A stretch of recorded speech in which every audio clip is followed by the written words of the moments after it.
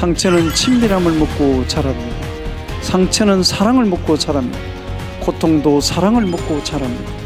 여러분들은 누구한테 상처를 가장 많이 받으십니까?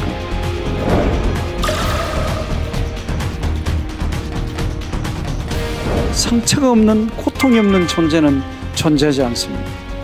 바닥이 없는 인생은 없습니다. 누구의 인생이든지 다 바닥에서부터 시작되는 겁니다. 절망하지 마십시오. 인생의 묘미는 어디에 있을까요? 언제 어느 순간에도 다시 시작할 수 있기 때문에 인생인 겁니다.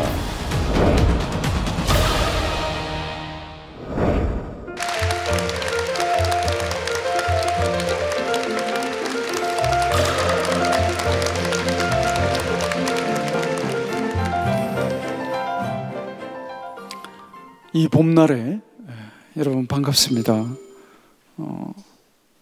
개나리도 피고 산수유도 피고 진달래도 폈습니다. 그래서 우리가 살아서 이렇게 봄을 다시 만날 수 있다는 것은 큰 은총이고 축복이다. 저는 그렇게 생각됩니다. 왜냐하면은 지난 겨울에 세상을 떠난 분들이 그토록 기다리던 봄입니다. 지금 우리가 맞이한 봄이.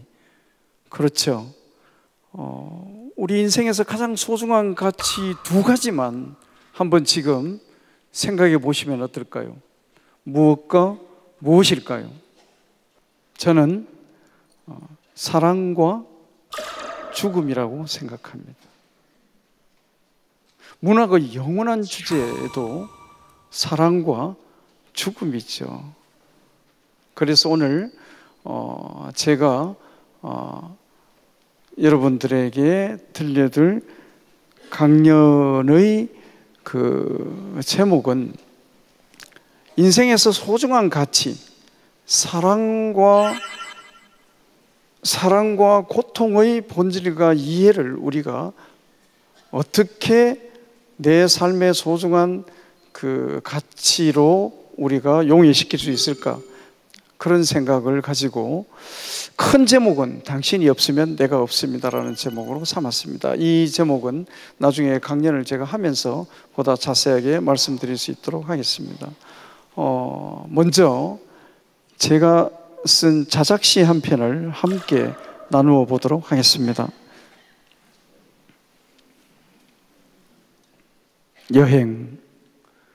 사람이 여행하는 곳은 사람의 마음뿐이다.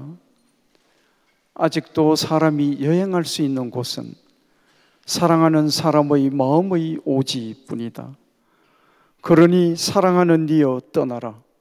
떠나서 돌아오지 마라. 설산의 창공을 나는 독수리들이 유유히 나의 심장을 쪼아 먹을 때까지, 쪼아 먹힌 나의 심장이 먼지가 되어 바람에 흩날릴 때까지 돌아오지 마라. 사람이 여행할 수 있는 곳은 사람의 마음의 설산뿐이다. 인생을 여행에다가 비유하지 않습니까? 인생은 여행이다. 그런데 인생이라는 여행에는 두 가지의 여행이 있습니다. 어떤 여행과 어떤 여행일까요? 다 생각하셨죠? 삶이라는 여행, 또 하나는 무엇일까요? 바로 죽음이라는 여행입니다. 삶이 시작되면 동시에 무엇이 시작됩니까? 죽음이 동시에 시작되잖아요. 그런데 우리는 그걸 잘 알면서도 우리는 삶만 계속 지속된다라고 생각하면서 살 때가 많습니다. 삶이 시작되면 동시에 죽음도 시작되는 겁니다. 그래서 인생에는 두 가지의 여행, 삶이라는 여행과 죽음이라는 여행이 있다. 우리가 서울역에서 KTX 기차를 탔습니다. 자, 일상의 여행 같으면 종착역, 여수역이라든가 목포역이라든가 부산역이라든가 그런 종착역에 도착해서 우리가 일을 다 보고 다시 서울역으로 되돌아올 수 있습니다. 일상의 여행의 경우. 그런데 인생이라는 여행을 하기 위해서 서울역에서 KTX를 타고 출발하면 종착역에 도착하면 다시 서울역으로 되돌아올 수 있을까요? 없을까요? 되돌아올 수 없죠. 그래서 오늘 이 시간에 삶이라는 여행과 죽음이라는 여행을 동시에 하고 있는 나 자신의 인생이라는 여행을 우리가 함께 생각해 볼 필요가 있는 겁니다. 제가 존경하는 프랑스의 신부님 한 분이 계십니다. 그 신부님께서는 피에르 신부님이라고 몇 해 전에 돌아가셨습니다. 엠마우스 공동체라는 노숙인들을 위한, 가난한 자들을 위한 공동체를 만들어서 그분을 평생 돌보신 분입니다. 그분께서 남기신 말씀 중에 우리 삶이라는 것은 사랑하는 법을 배우기 위해서 우리들에게 주어진 얼마간의 아주 짧은 시간이라는 거예요. 인생이 길다고 생각하십니까? 짧다고 생각하십니까? 젊은 사람은 길다고 생각하시겠죠. 그러나 대체적으로 어느 정도 인생을 사시고 나이가 드신 분들은 인생이 참 짧다라고 생각하실 겁니다. 저는 인생이 짧다라고 생각하기 시작했습니다. 본격적으로. 인생이 얼마만큼 짧은가? 새 한 마리가요, 새 한 마리가 이 나뭇가지에서 저 나뭇가지로 날아가는 시간 얼마나 짧습니까? 그렇게 짧은 시간이 인생이라는 짧은 시간이라는 거예요. 문틈으로 우리가 대문을 열어놨습니다. 그 문틈으로 백마 한 마리가 휙 지나가는 시간 얼마나 짧습니까? 그 짧은 시간이 인생이라는 짧은 시간이라는 거예요. 그 짧은 시간 동안에 우리가 무엇을 해야 되느냐? 사랑하는 법을 배워야 된다는 거예요. 피에르 신부님께서는 이런 말씀을 또 하셨고요. 우리가 잘 알고 있는 빌 게이츠, 마이크로소프트사를 공동 창립하신 분입니다. 세계적인 부호죠. 세계에서 가장 어떤가는 부자입니다. 또 워렌 버핏, 가치 투자의 달인이라고 일컬어지는 분입니다. 돈이 많으신 분입니다. 세계적으로 가장 돈이 많은 두 분입니다. 이 두 분이 대학생들과 TV에서 대담을 하면서 이런 질문을 받았습니다. 선생님, 성공이란 무엇입니까? 그랬더니 이런 대답을 하신 거예요. 가장 가까운 사람한테서 사랑을 받는 것이 진정한 사랑이라는 거예요. 진정한 성공이라는 거예요. 자기가 사랑받고 싶은 사람한테서 사랑을 받는 것이 인생의 성공이라는 겁니다. 세계적인 부호 두 분이 이런 말씀을 하셨어요. 그러면 도대체 사랑의 본질은 뭘까요? 사랑이 도대체 뭘까요? 혹시 여기 계신 여러분들께서 사랑이 무엇인지 모르시는 분 계십니까? 다 아십니다. 혹시 여러분들의 자녀께서 엄마, 사랑이 뭐예요? 아빠, 사랑이 뭐예요? 이런 질문을 받으신다면 어떻게 대답하시겠습니까? 저도 제 아들에게 그런 질문을 한번 받아본 적이 있습니다. 아빠, 사랑이 뭐예요? 사랑은 하고 대답하려고 그러다가 말문이 딱 막히는 거예요. 알고 있으면서도 대답을 못 하겠어요.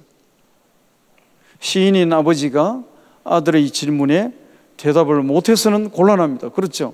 그래서 혼자 생각해 봤어요. 어렵더라고요. 왜? 사랑의 본질을 어렵게 생각하니까 한없이 어려운 거예요. 그런데요, 쉽게 생각하면 또 한없이 쉽습니다. 어느 날 제 늙으신 어머니를 이렇게 바라봤더니 어머니의 사랑 속에 사랑의 본질이 다 들어있는 거예요. 지금 여러분들의 어머니를 가슴속에서 한번 생각해 보시기를 바랍니다. 어머니의 사랑에는요, 아무런 조건이 없습니다. 무조건적입니다.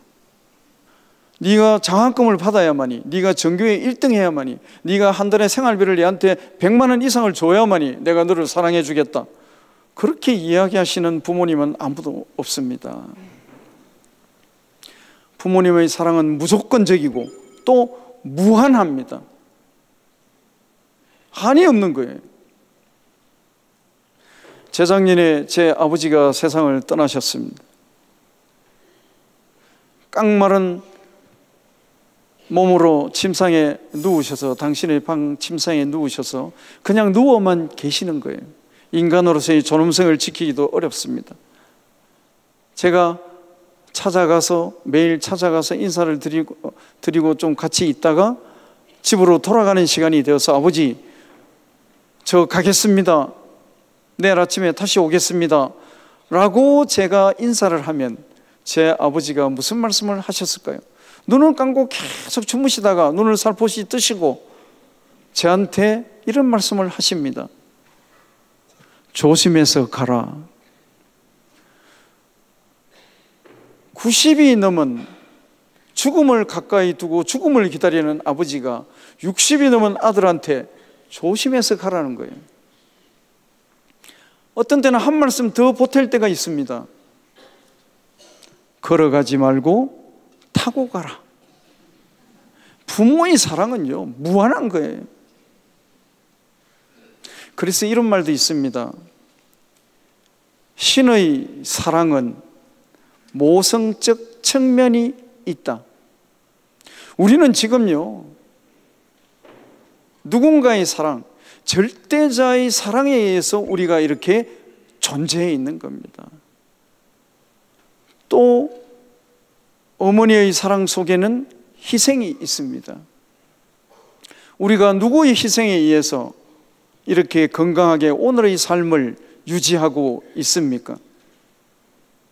바로 어머니의 희생 때문입니다. 희생 없는 사랑은 없습니다. 그러면 당신께서는 왜 나를 위해서, 자식인 나를 위해서 당신의 삶을 희생할까요? 바로 책임이라는 본질 때문에 그렇습니다. 책임을 지지 않으면요, 사랑이 아닙니다. 사랑한다는 말 한마디가 얼마나 무서운 말일까요? 새로운 생명이 태어납니다. 결혼한 후 그 생명에 의해서 새로운 가정이 형성됩니다. 그 가정의 구성원, 가족을 누가 책임져야 됩니까? 바로 부모인 내가 책임져야 되는 겁니다. 그래서 우리는 아침에 일어나서 열심히 사회에 나가서 돈을 벌고 긍정적인 의미에서 성실하게 돈을 벌어서 내 가족을 책임지는 겁니다. 왜? 무엇 때문에? 사랑의 본질인 책임의 본질을 다하기 위해서. 자, 그렇다면 사랑의 본질은 이 네 가지밖에 없을까요? 혹시 여기 계신 여러분들께서 시인은 용서를 잘 하겠지, 이렇게 생각하시면 오해입니다. 저도 누구를 용서하지 못해서 제 삶이 고통스러운 사람 중에 한 사람입니다. 저도 한 번은 제 아는 신부님한테, 신부님, 제가 이렇게 누구를 용서하지 못해서 제 삶이 참 고통스럽습니다, 이런 말씀을 드렸더니 저한테 이런 말씀을 하시더라고요. 정치인, 아무도 미워하지 않고 살게 되기를 바라지 마세요. 네? 아무도 미워하지 않게 되기를 바라지 말라고요? 그럼 제가 누구를 미워하고 정오해도 괜찮습니까? 신부님께서는 늘 강론하실 때마다 남을 미워하지 말라, 남을 사랑하라, 그런 말씀을 하시는데 왜 저한테는 아무도 미워하지 않고 살게 되기를 바라지 말라고 말씀하십니까? 그렇게 말씀드렸더니 덧붙여서 이런 말씀을 하시더라고요. 미움과 정오도 필요합니다. 미움과 정오가 과연 필요할까요?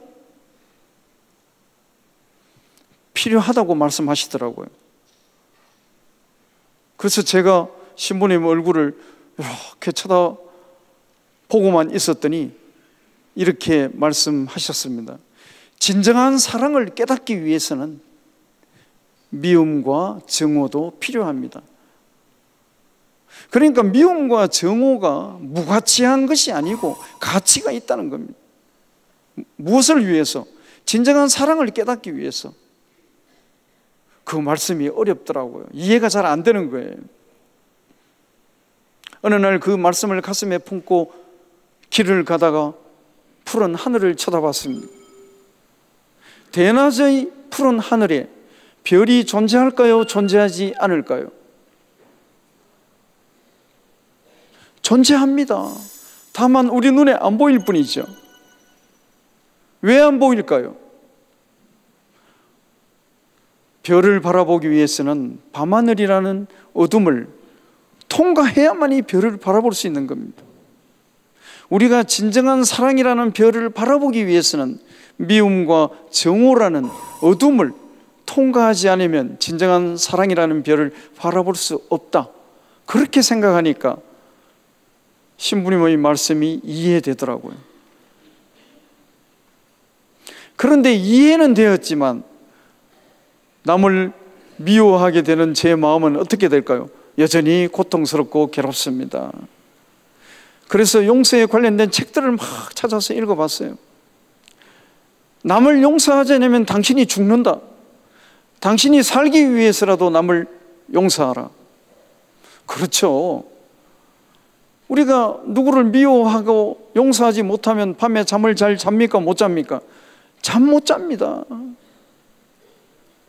성서에 보면요, 해가 지기 전에 분을 품지 말라 그랬어요. 해가 지고 나서는 가슴에 있는 분을 풀으라는 거죠. 그런데 잠자려고 잠자리에 들면 더 분이 더 생기고 더 화가 더 나고 더 생각나더라고요. 잠이 안 오는 거예요. 잠을 못 자면 제가 죽습니다. 우리가 인생이라는 강을 건너가기 위해서는 용서라는 징검다리를 반드시 딛고 건너가야 된다는 거예요. 그렇지 않으면 인생이라는 강물에 빠져서 죽는다는 겁니다. 그 용서에 관련된 책 중에서 여러분들에게 한 가지 소개해 드리고 싶은 책이 있습니다. 탕좌의 귀향이라는 책입니다. 헨리 나우헨이라는 20세기의 마지막 영성가라고 일컬어지는 예수의 사제 신부님께서 쓰신 책입니다. 이분은 1996년에 캐나다에 있는 정신지체 장애인들을 돌보시다가 심장마비로 사망하신 분인데요, 30몇 권의 영성적인 책을 저술하셨습니다. 그분이 쓰신 탕좌의 귀향이라는 책 첫머리에 관계가 힘이 들 때 사랑을 선택하라, 이런 말씀이 나오는 거예요. 관계가 힘이 들 때 사랑을 선택하라. 저는 제 삶에서 요즘 이 말씀이 제 삶의 가장 큰 화두로 자리 잡고 있습니다. 지금 여러분들이 보신 이 화면이 제 노트북의 바탕 화면입니다. 관계는요, 우리 존재의 기초입니다. 우리는 누구나 다 관계 속에서 우리 삶을 영속시키고 있습니다. 저만 해도 부모 형제와 나와의 관계, 제 아내와 아이들과 나와의 관계, 이웃과 친구들과 나와의 관계, 이런 관계 속에서 삽니다. 여러분들도 마찬가지예요. 그런데 관계의 속성은 어떠할까요? 관계의 속성은 힘들지 않을 때보다 힘들 때가 더 많습니다. 그리고 어렵지 않을 때보다도 어려울 때가 더 많습니다. 그것이 관계의 속성입니다. 그러면 관계가 힘들 때마다 여러분들은 무엇을 선택하시면서 살아오셨습니까? 저는 관계가 힘들 때마다 미움과 정오를 선택하면서 살아왔다고 생각됩니다. 그래서 내 삶이 힘들고 고통스러운 거예요. 헨리 나우헨께서는 사랑을 선택하라는 거예요.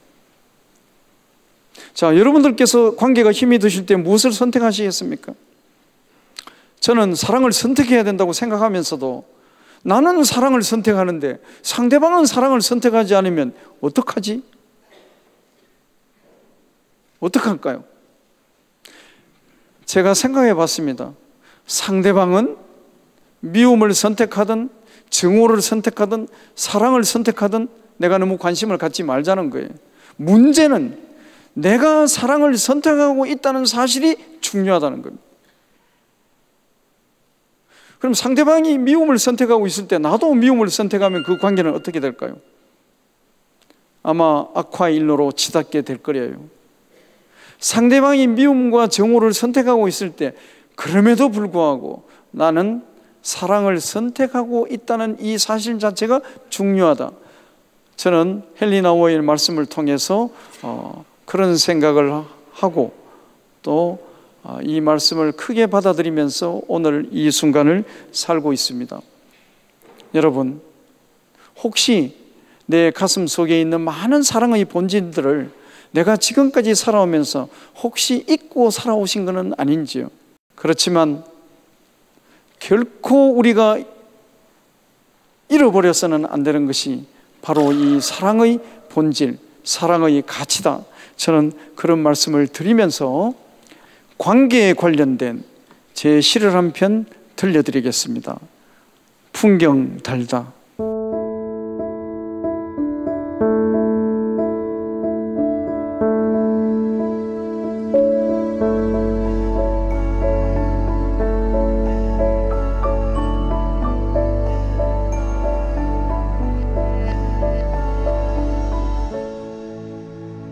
제가 유일하게 외우는 시입니다. 그래서 제가 화면을 보지 않았습니다. 저는 시를 못 외웁니다.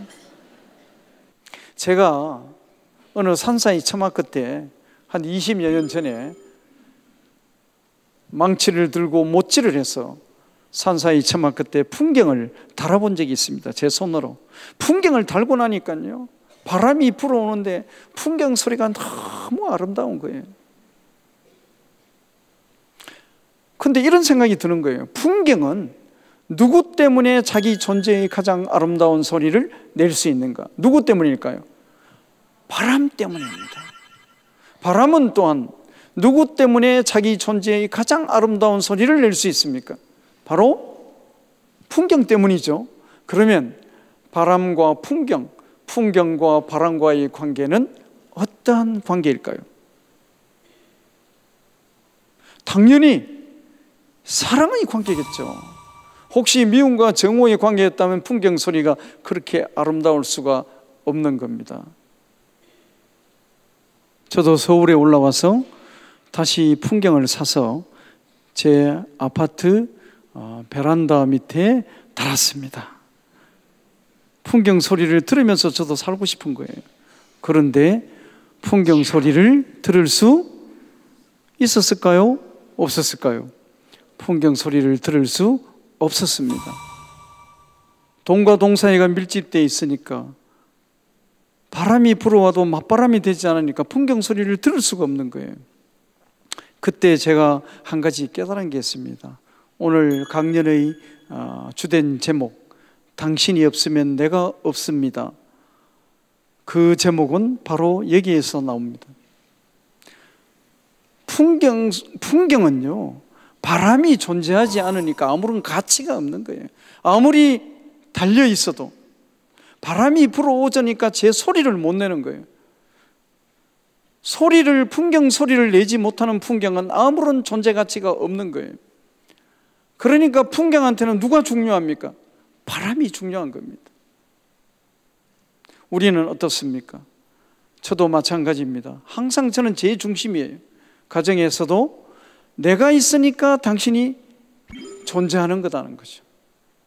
내가 없으면 당신은 존재하지 않습니다. 상대방한테 그런 생각을 하고 그런 이야기를 하는 겁니다. 맞습니까? 아니죠. 당신이 있기 때문에 내가 있는 거예요. 당신이 없으면 내가 존재하는 것이 아닙니다. 우리가 사회로 나와 보십시오. 우리 사회에서 다른 사람이 존재하기 때문에 내가 존재하는 거예요. 다 타자가 존재하기 때문에, 이웃이 존재하기 때문에 내가 존재하는 겁니다. 그런데 우리는 일상 속에서 타자의 존재를 우리는 소중하게 생각하지 않습니다. 그래서 우리가 진정한 사랑은 타자의 존재를 소중하게 생각하는 그 사랑의 마음에서 이루어지는 것이 아닌가. 내가 바람이라는 존재라면 내 존재의 가장 아름다운 소리를 내어주는 풍경이라는 존재가 내 인생 속에 존재해 있다. 나는 그 존재를 소중하게 생각하고 그 존재에 대하여 성실을 다하면서 살아왔는가. 바로 지금 여러분들의 가슴속에 떠오르는 그 존재, 그 존재를 여러분 한번 생각해 보십시오.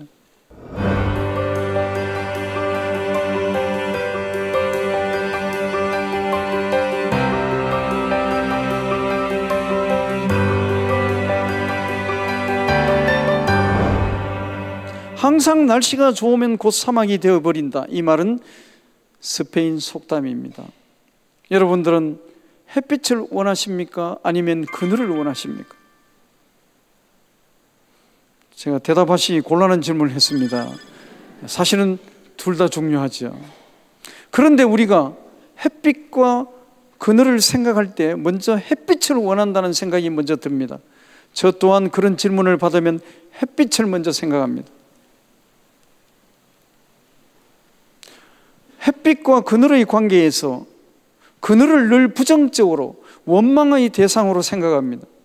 항상 내 인생이라는 날씨가 좋아지기 위해서는 내 인생이라는 땅에 항상 햇빛이 내려 쪼여야 합니다. 그런데 내 인생이라는 땅에 항상 햇빛이 내려 쪼이면 내 인생이라는 땅은 황폐한 사막이 되고 만다는 겁니다. 그런데 너무 걱정하지 마십시오. 아무리 햇빛을 원해도 햇빛을 원한다는 의미는 무엇일까요? 내가 원하는 것, 내가 소망하는 것, 내가 이루고 싶은 것이 다 이루어지기를 바라는 마음이죠.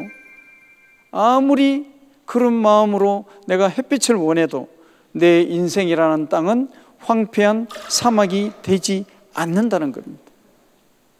왜 그럴까요? 가끔 가다가 고통이라는 비바람, 절망이라는 눈보라가 몰아치기 때문에 그런 거예요. 그래서 우리 인생에 고통과 절망이 존재하는 겁니다. 고통은 바로 생명과 같습니다. 고통이 없는 사람이 있습니다. 어떤 사람이 고통이 없을까요? 생각해 보십시오. 다 아십니다. 세상을 떠난 사람이죠. 죽은 사람입니다. 우리가 고인을 마지막 볼 수 있는 기회가 언제입니까? 입관할 때죠. 입관할 때 고인을 마지막으로 볼 수 있습니다. 저도 고인을 마지막으로 볼 수 있었던 기회들이 참 많았습니다.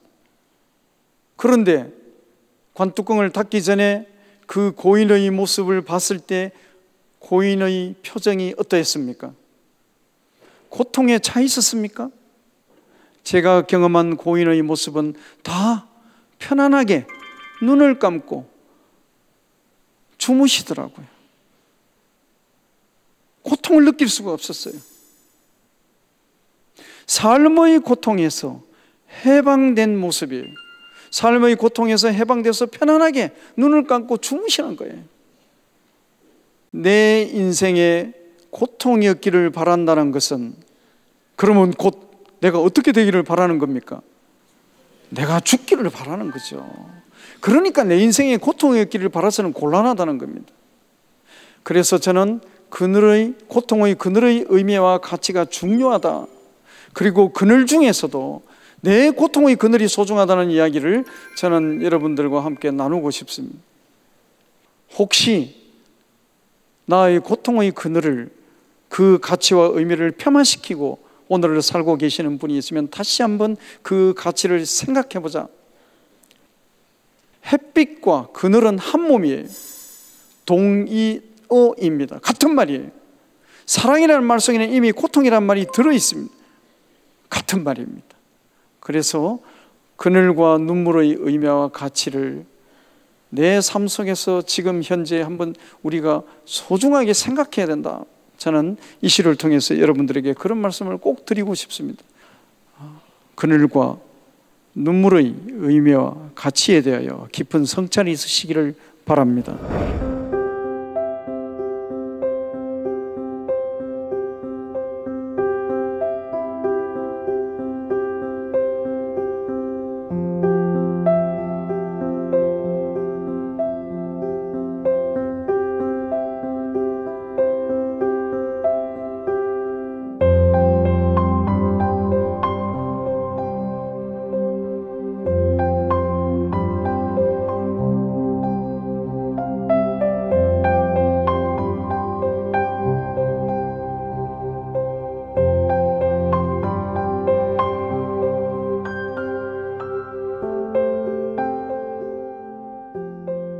진주에도 상처가 있다.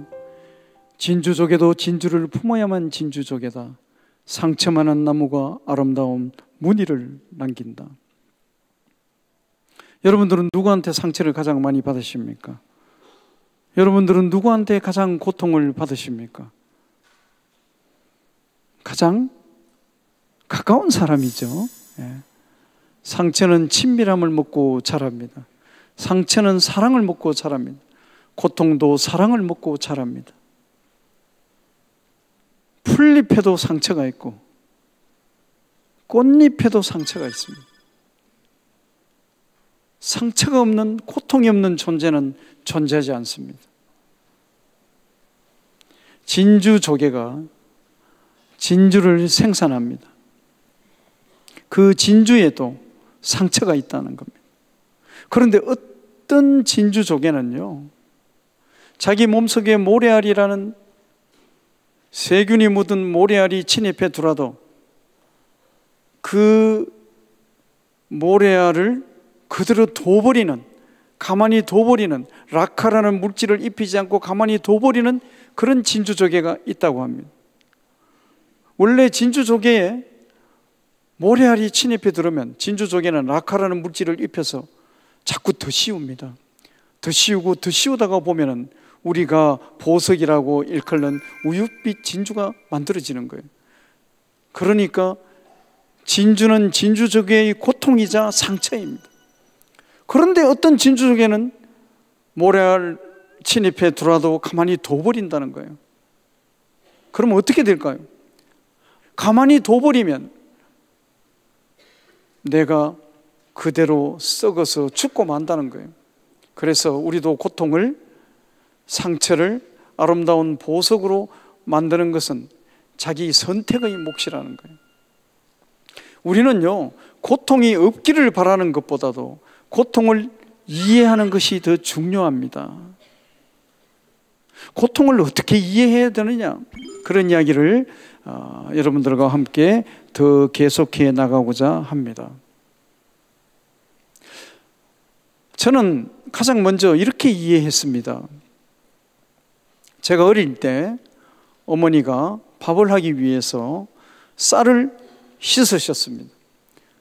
지금은 그렇지 않지만 예전에는 쌀 속에 무엇이 많았습니까?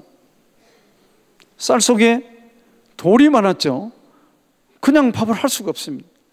그래서 바가지 두 개로 이쪽으로 쌀을 옮기고 저쪽으로 쌀을 옮기면서 돌을 걸러냈습니다.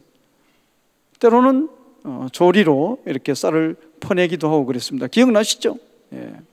우물가에서 쌀 속에 있는 돌을 고르시는 어머니 곁에 제가 쭈그리고 앉아 있었는데 어머니께서 어린 저에게 이런 말씀을 하셨습니다. 호승아, 아무리 쌀에 돌이 많아도 쌀보다 더 많지 않다. 그래서 저는 어린 마음에 아무리 내가 어리지만 그런 것도 모를까 봐. 당연하잖아요. 그렇죠? 왜 어머니가 저런 말씀을 하실까? 그런데 지금은 이해합니다. 우리 인생에 아무리 고통과 절망과 분노가 많아도,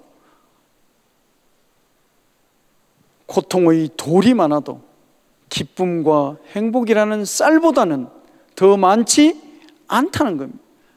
그런데 우리는 항상 고통의 돌 몇 개만 자꾸 생각하는 거예요. 수없이 많은 행복이라는, 기쁨이라는 쌀은 생각하지 않고 말이죠. 고통은 극복하는 것이 아니고 그냥 견디는 것이다. 우리가 잘 알고 있는 소설가 박완서 선생님께서 우리들에게 이런 말씀을 남기셨습니다. 우리가 다 알고 있지만 박완서 선생님께서는 1988년 올림픽이 있던 해에 사랑하는 남편을 병고로 잃으시고 또 3개월 뒤에 26살 사랑하는 아들을 사고로 잃으셨습니다. 얼마나 고통스러우셨겠습니까? 박완서 선생님께서 쓰신 산문집 한 말씀만 하소서라는 그 산문집을 보면 너무나 고통스러워서 밥을 먹을 수가 없었다. 그래서 맥주만 한두 모금 드시면서 오늘도 고통의 하루를 보냈다는 그러한 고통의 기록이 나옵니다. 그런데 시간이 좀 흐르고 나서 어떤 잡지 기자가 박완서 선생님하고 인터뷰를 하게 되었습니다. 그 잡지 기자가 박완서 선생님한테 이렇게 질문했습니다. 선생님, 그러한 고통을 어떻게 극복하셨습니까? 그런 질문을 받은 선생님께서 이렇게 대답하셨습니다. 그것은 극복하는 것이 아니고 그냥 견디는 겁니다. 저는 선생님의 이 말씀이 제 가슴 속에 자리 잡고 아직도 떠나지를 않습니다. 이 말씀을 저는 잊지 않고 오늘을 살고 있습니다. 저는 항상요, 고통은 극복해야 되는 줄 알았어요. 그것이 아니라는 거예요. 견디는 것이라는 거예요. 박완서 선생님께서는 극복을 하려면 극복의 대상을 부정하고 파괴시켜야 된다는 거죠. 그러면 내가 내 아들의 죽음을 부정한다면 내 아들이 얼마나 또 슬프겠느냐.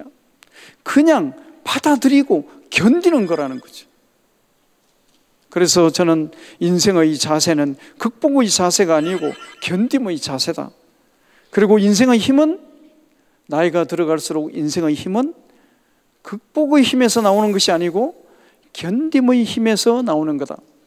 저는 그런 생각을 하고 있습니다.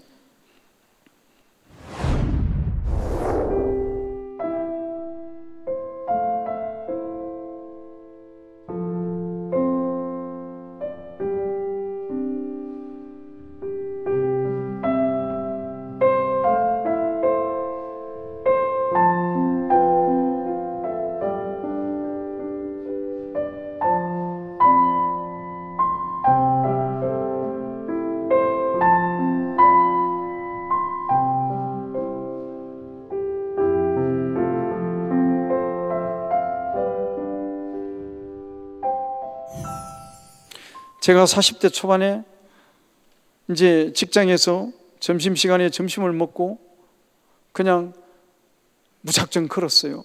내 인생이 왜 이렇게 고통스러운가? 어떻게 해야 되나? 앞으로 어떻게 살아야 될 것인가? 사람은요, 인생의 어느 순간에 다 산산조각 날 때가 있습니다. 아마 여러분들께서 내 인생이 산산조각이 났구나 그런 생각을 하셨던 그런 인생의 순간이 있으셨을 거예요. 저도 있었습니다. 그런데 언제 어떻게 있었냐고 묻지 마세요. 예. 누구나 다 인생은 산산조각 납니다. 아마 비교적 여기 계신 젊으신 분들은 아직 그런 경험이 없으실 거예요. 좀 기다리시면 됩니다. 그런 분들은. 예. 2000년에 제가 제 친구들과 함께 북인도 쪽으로 불교 4대 성지를 순례 여행을 떠난 적이 있습니다. 그래서 여기 룸비니는 부처님이 태어나신 곳입니다. 남네팔입니다. 황량한 들판에 초등학교 운동장만한 면적에 철조망이 쳐져 있고 별 게 없는 거예요. 그런데 철조망이 쳐진 그 정문 앞에 가마니를 깔아놓고 어떤 노파 한 분이 흙으로 만든 앉아 계신 제 손바닥만한 부처님을 순례 기념품으로 팔더라고요. 그래서 제가 기념품을 하나 사서 집에 와서 제 책상 위에 뒀습니다. 그런데 자꾸 걱정이 되는 거예요. 어떤 걱정이 되었을까요? 흙으로 만든 부처님입니다. 그래서 방바닥에 떨어져서 산산조각이 나면 어떡하나, 자꾸 그런 걱정이 생각나는 거예요. 부처님은 멀쩡히 책상 위에 앉아 계시는데도 불구하고 자꾸 그런 생각이 나는 거예요. 그것은 무엇을 의미할까요? 내 인생이 또 산산조각이 나면 어떡하나, 그런 걱정을 자꾸 하는 거죠. 돌아가신 법정 스님께서 이런 말씀 하셨습니다. 오지 않는 미래를 가불해 와서, 오늘의 가불해 와서 걱정하는 사람만큼 어리석은 사람은 없다는 거죠. 제가 가장 그런 어리석은 사람이죠. 그런 걸 알면서도 자꾸 걱정을 하니까 부처님께서 저를 부르시더라고요. 호승이, 너 이리 좀 와봐라.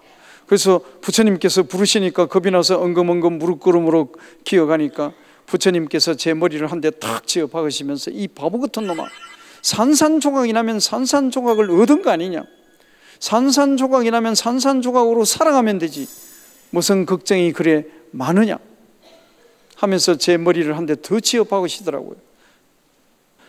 자기가 쓴 시 중에서 자기 스스로 큰 힘과 위안을 얻는 시를 한 편만 꼽아라 하면은 바로 이 산산조각이라는 시를 꼽을 수 있습니다. 저는 항상 이 시를 제 가슴속에 품고 다닙니다. 이 시의 어느 부분을 품고 다닐까요?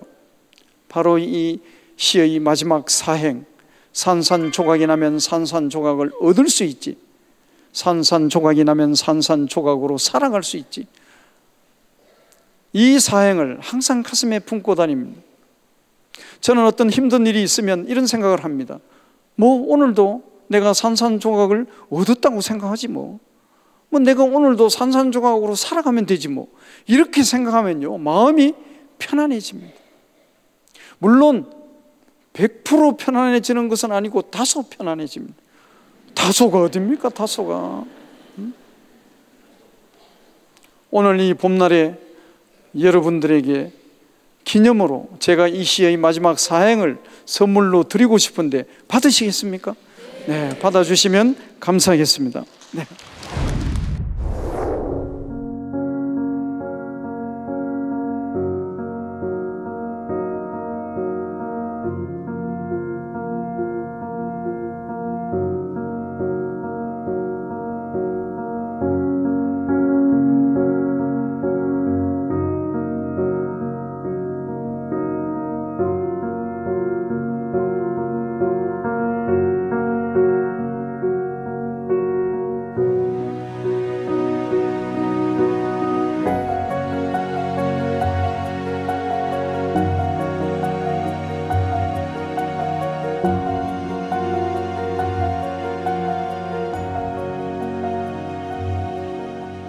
내 인생이 바닥에 굴러 떨어졌구나, 우리는 이런 생각을 하면서 절망에 빠질 때가 있습니다. 그러나 바닥은 부정과 원망의 대상이 아니에요. 제가 내 인생이 바닥에 굴러 떨어졌구나라고 생각되었을 때 바닥의 바닥까지 갔다 온 사람한테 찾아가서 내 인생에 왜 바닥이 존재합니까? 라고 제가 질문했을 때 이렇게 대답했습니다. 이 시의 마지막 구절, 그냥 딛고 일어서라고. 저는 그 말씀을 들으니까 바닥이 부정과 원망의 대상이 아니라 감사의 대상이더라고요. 내 인생이 바닥에 굴러 떨어졌는데 바닥이 없으면 어떻게 됩니까? 한없이 깊은 어둠의 심연 속으로, 나락 속으로 빠져들겠죠, 제가. 그런데 바닥이 어떻게 줍니까? 나를 탁 받쳐주잖아요. 얼마나 감사합니까? 나는 그 바닥을 그냥 딛고 일어서기만 하면 된다는 거예요. 그래서 바닥을 그냥 딛고 일어서라는 것은 어떤 의미일까요? 희망을 잃지 말아라. 바로 그 뜻이 아닐까, 저는 그렇게 생각합니다. 소설가 해밍웨이는 노인과 바다에서 우리에게 이렇게 질문했습니다. 인간이 저지르는 죄악 중에서 가장 큰 죄악은 무엇인가? 무엇일까요? 그것은 희망을 잃는 것이라고 했습니다.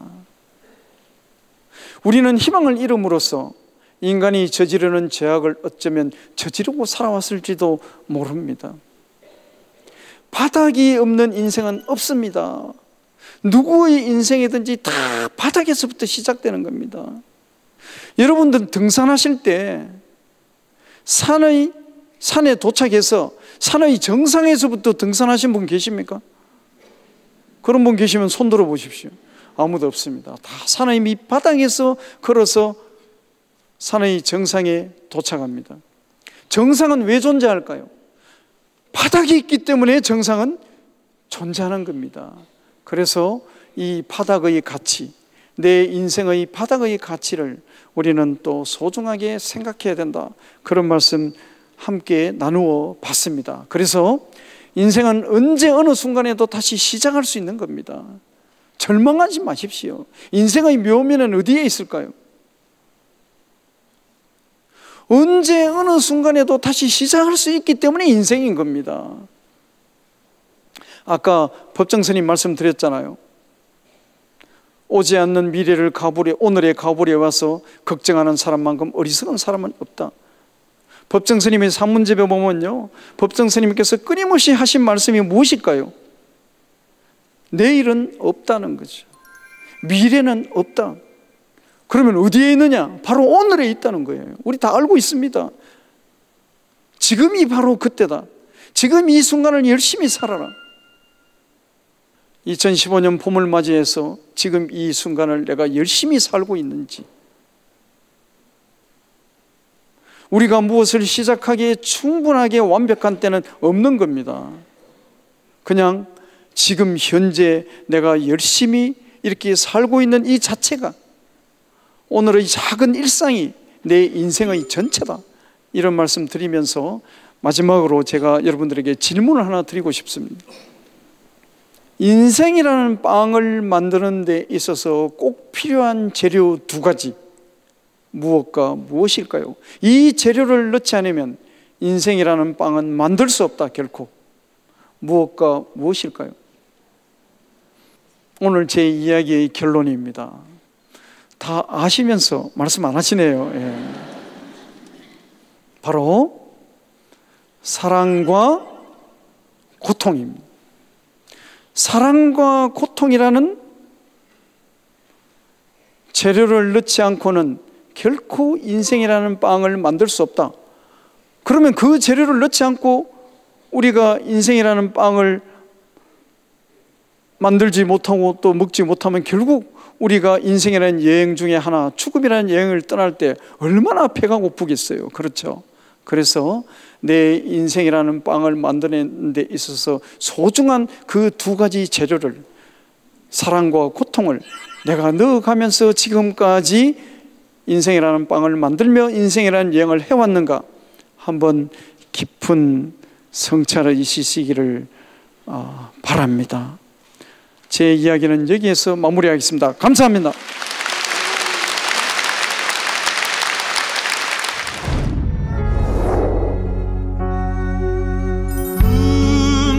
은주사와 불림을 뵙고 돌아오는 길에 그대 가슴 처막